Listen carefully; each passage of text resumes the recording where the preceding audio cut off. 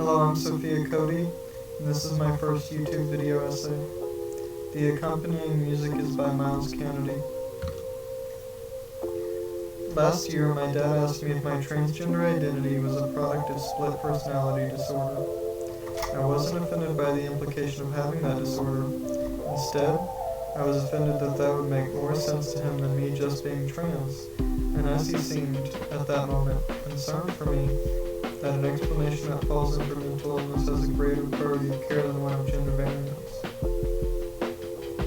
When I strongly assured him that I wasn't suffering from any illnesses that had a relationship with my transness, he seemed the opposite of relieved. He seemed worried that I was confused and that I was going to hurt myself with regret. I think his caution stemmed from a greater social thought piece that mystifies and is even scared of trans people. One encouraged and perfectly encapsulated in the movie The Silence of the Lambs. If trans people weren't a part of real life, the movie The Silence of the Lambs would be a masterpiece. Unfortunately for those involved, trans people are real, and the simplifications of our experiences made in the movie are not only harmful to us, but make the story's villain thin, thus sucking up between us and serial killers. Nothing about us is different from the villain besides trans people are supposedly docile, which is still treating us with less humanity than cis people because we're described as timid, rather than having a fully real breadth of emotions and actions. I found this excuse unconvincing, and I'm sure many other people found it to be inadequate too. I think someone who's on the fence about trans people, or simply doesn't care either way, could see this and find the docile line to be nonsense, and focus on the serial killer that acts a lot like how they might see trans people. That is, men acting as women, or people acting as a gender they aren't. Then this movie works alongside journalistic media and describes us as crazy and dangerous.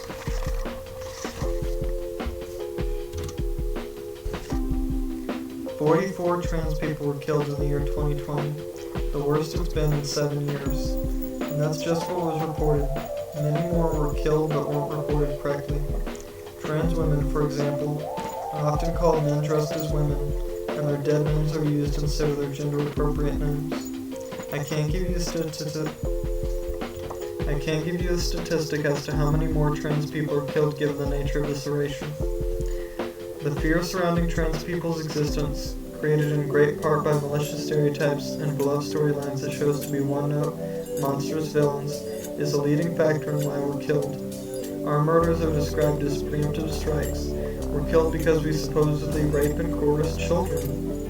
The creators of this wanted a perverted creature that could not be seen as human, and their go-to was to give them an association with transgenderism.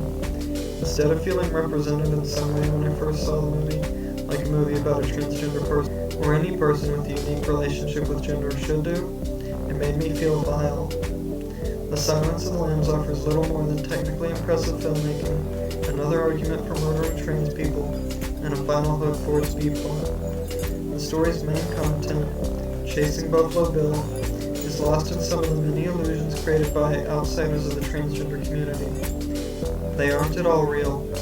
What they did is worse than creating a flat, actually trans villain with hooked-on characteristics, because what they did do is, whether or not inadvertently, argue that men who desire womanhood are not legitimate, and they could have, since they're so interested in trans people, given the trans community the representation of a primary trans character, which we see nearly zero of.